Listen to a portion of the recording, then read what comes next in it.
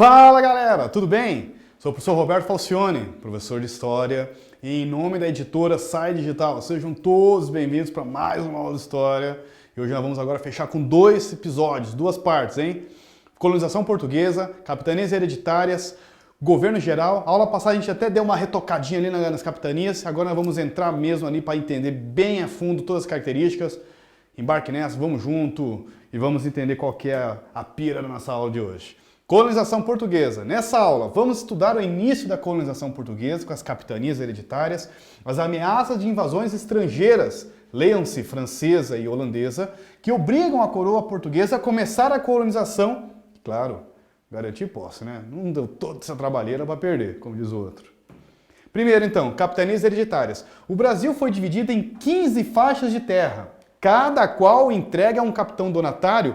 Teve dois apenas que concentrou um pouco mais, são 12 para 15 faixas. Então, primeiro, por que optar por essa questão? Na aula passada, o professor Roberto falou que a capitania foi uma opção mais em conta, mais barata para Portugal iniciar a colonização. Está focada no comércio marítimo das Índias, o caminho das Índias altamente lucrativa, né, com esquadras voltando com 2, 3 mil% de lucro, com as especiarias, cravo, pimenta, canela, e iniciar um processo de colonização, além da logística, além de todo o custo, tinha toda essa questão também do foco do caminho das Índias. No entanto, invasões estrangeiras naquele período pré-colonial, ou seja, Portugal ainda não iniciou um processo de colonização, de povoamento e nem de exploração com o sistema de povoamento, estava sendo extraído para o Brasil, naquela relação amistosa junto com os povos originários da América, os nativos, os indígenas. Esse capitão recebia dois documentos para iniciar o processo de colonização, chamado foral e o outro documento chamado doação. O foral seria um documento que fazia toda a legislação jurídica que ele poderia também cuidar da parte política. Quando haviam desinteresses, conflitos dentro da região, ele poderia ser uma espécie de um juiz para julgar o que é certo e o que é errado. E o documento foral, ele fazia doações para portugueses, brancos que vieram para o Brasil especificamente para iniciar um processo de colonização com engenhos, com cana-de-açúcar, com plantio de cana-de-açúcar. Essa doação, essa carta chamada de doação, faziam divisões de terras, faziam doações de terras chamadas de sesmarias, que hoje, para a gente entender mais ou menos o que seria uma sesmaria, a palavra que a gente usa mais é fazenda, ou seja, grande extensão de terra, chamada de sesmarias. No entanto, esse período colonial, chamado capitania hereditária, inclusive capitania hereditária significa que o capitão iria passar para o seu filho a hereditariedade do poder, é um período bem truculento, bem difícil, de abertura de estradas, construção de casa, como diz o outro, questões relacionadas a doenças nativas, como a malária, o enfrentamento com povos ameríndios que também estão defendendo o seu território mediante a invasão dos portugueses. Toda essa situação não deixava muito bom aos olhos dos portugueses que não tinham interesse de vir para cá enfrentar todos esses desafios. Aí vem... Aqui mostra, então, os dois principais documentos que o Roberto falou, a carta de doação e o foral. As 15 capitanias, duas prosperaram muito, que é a de São Vicente, atual São Paulo, e a de Pernambuco, principalmente as duas com a cana-de-açúcar, principal produto produzido.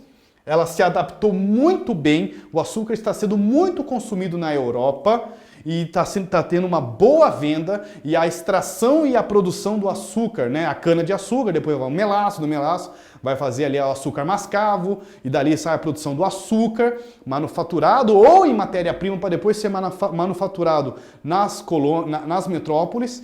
É um produto comercial muito consumido e de venda muito boa, por isso, e se adaptou muito ao nosso clima tropical, tanto do São Vicente, ali em São Paulo, litorâneo, porque vocês sabem, cana-de-açúcar é região quente, né? E Pernambuco se adaptou super bem ali na região do Nordeste. Dificuldades encontradas, conflitos com os povos indígenas, convencer europeus a virem trabalhar aqui na América. E uma das formas que Portugal encontrou para solucionar a falta de mão de obra, ou criou mais uma dor de cabeça, são os chamados degredados.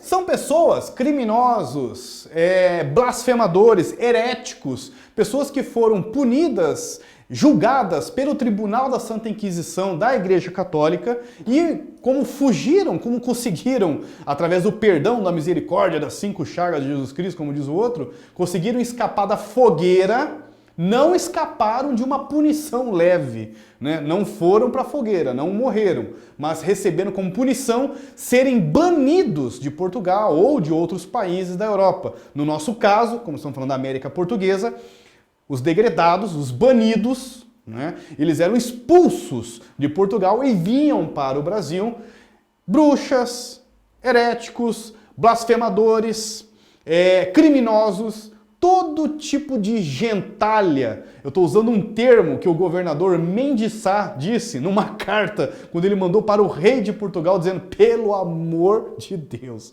eu não aguento mais trabalhar com esse tipo de gente aqui em Salvador. Por favor, mande gente que quer trabalhar, pessoas de outra estirpe, não essa palavra que ele usou, essa gentalha de pessoas que vieram para cá. Na verdade, claro que o Mendes Sá está se empolgando um pouco, vinham muitas pessoas que provavelmente sonegadores, pessoas que tinham uns problemas aí, como diz o outro, que incomodavam a sociedade e aprontavam também na sociedade, com certeza, mas também, claro, são pessoas que vieram para cá e tem muitos especialistas. Tem casos de padres que foram banidos de Portugal, expulsos e vieram para cá, pessoas letradas, engenheiros, pessoas arquitetos. Claro, também muitos mendigos que também foram aproveitados nesse período e eles fizeram uma espécie de uma higienização nas ruas de Lisboa, nas ruas de Portugal. Limparam mesmo, pegaram o que tinha de mendigos nas ruas e enviaram tudo para o Brasil. Provavelmente o Mendes Sá está mais preocupado com essa galera que está vindo para cá. Capitanias, doação Sesmarias, o professor Roberto comentou com vocês. Grandes fazendas, só para vocês entenderem, não é esse termo correto, mas só para vocês entenderem o que é uma sesmaria. Foral, poder jurídico do capitão, poder político também. O capitão donatário tinha em seu poder a hereditariedade, passado de pai para filho. A capitania hereditária não termina em 1548, com as próximas aulas vocês vão assistir o governo geral, mas houve capitanias que permaneceram funcionando por muito mais tempo, século XVII, século XVIII, simultaneamente com a tentativa do governo de centralizar. Próxima aula, já está o merchan aí, não perca. Somente 2 capitanias deram certo, São Vicente e a de Pernambuco, São Vicente, Duarte Coelho, Pernambuco, Martim Afonso, ao contrário, São Vicente, Martim Afonso, Pernambuco, Duarte Coelho, ambas com plantio de cana-de-açúcar. Como o senhor Roberto falou, que elas se adaptaram muito bem a esse clima aqui do Brasil. É uma característica das capitanias hereditárias também, essa centralidade, mas ao mesmo tempo acaba criando um problema geral para o governo português, porque ele começa a perceber que esses capitães tinham muitos poderes centralizados em sua mão e ficou muito uma disparidade entre a capitania de Pernambuco, que se adaptou bem ao clima e teve um determinado êxito na economia com a cana-de-açúcar, e também a de São Vicente, aqui de Martim Afonso, no que seria hoje São Paulo, e onde foi também com a economia da cana-de-açúcar, também atingiu determinado êxito no plantio, que se adaptou bem na região litorânea. Para resolver essa situação, e o governo português percebendo e temendo alguma situação que poderia acontecer, houve até conversas, discussões, onde essas capitanias poderiam se tornar micro-reinos, ou se debelarem e criar uma independência, ou esse capitão acabava tendo muito poder concentrado em sua mão. Os reis portugueses o rei português começou a perceber que seria um momento para concentrar e centralizar esse governo na mão de uma espécie de olhos e ouvidos do rei, parafraseando com a ideia persa de como concentrar o poder. Nisso foi criado em 1548 o chamado governo geral. E curiosamente, eu vou tentar retornar aqui rapidinho, nem em Pernambuco, na parte nordestina, nem na parte sudeste de São Paulo, no caso São Vicente. Escolheram a capitania, né, da Bahia, aqui a capitania de Salvador, a cidade de Salvador como centro desse governo geral para representar diretamente o poder do rei nessa capitania dentro da colonização portuguesa. Então, certo como for, errado ou funcionando, ou acertando ou errando, as capitanias hereditárias foi um modelo empregado pela coroa portuguesa em 1530. 1532 foi a de São Vicente a primeira vila, inclusive, fundada nesse período. Não é a primeira cidade. Salvador é a primeira cidade do Brasil, né, em 1548, mas a primeira vila seriam duas categorias de povoamento, né? Vila um pouco menor, cidade mais estruturada, e São Vicente, que seria considerada a vila mais antiga do Brasil, né? De São Vicente, de Martim Afonso.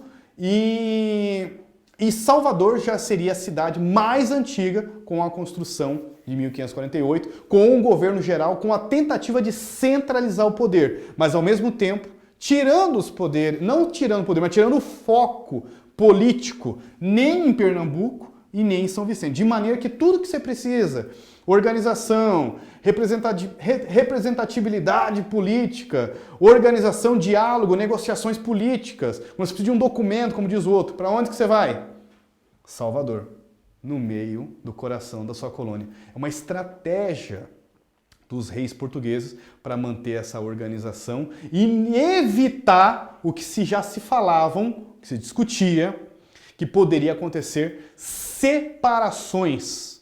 Poderia haver, porque esses capitães estavam ficando muito poderosos em suas regiões. Nesse período das capitanias, um dos problemas principais encontrados com essas resistências dos portugueses em vir trabalhar no Brasil foi solucionado com um governo geral. Quando se falou que, olha, agora não é mais um capitão, não está solto lá de qualquer maneira. Agora está enviado um governador, representante diretamente do rei, para trabalhar aqui, representar o rei, e a partir dele iniciar todo um processo de trabalho, de colonização. Então fique tranquilo, porque agora a metrópole está presente dentro da colônia, fazendo todo um trabalho de estruturação, de estradas, de segurança, com tropas reais, cuidando de vocês e tudo mais, tudo mais. Ainda assim, vocês têm que imaginar uma colônia, você vindo aqui em 1532, como diz o outro, enfrentando ali, abrir estrada, como diz o outro, tomar água do rio, né? Furar o poço ali da tua casa, montar a tua casa ali de árvore, como diz, derrubar a árvore, cortar a árvore, construir tua casa. Todo um processo de início, de uma construção de um povoamento. Toda a dificuldade. Falava-se que um bom homem, um homem de bem, desse período, tinha que ter uma arma em sua cintura, tinha toda essa ideia, parece coisa de faroeste, e é uma característica bem local, né? Olha, aqui não tem segurança, aqui você tem que estar armado, pela tua segurança, pela segurança da tua família, era uma característica, se falava essa famosa frase, que tem que ter todo um cuidado, né? Homem de bem, que é bom, tem que andar armado nesse período, porque aqui, terra sem lei, quem manda é a bala. Eu fecho com vocês essa aula. Aula que vem nós vamos entender o período do governo geral, essa concentração, as dificuldades de legitimação de governo, toda a resistência, o genocídio contra os povos indígenas, a mortalidade gigantesca que o rolo compressor da civilização passou por cima dos povos originários da América. Paro por aqui, até a próxima e como sempre, foco nos estudos, galera. Força, fé no coração, até a próxima. Valeu, obrigado!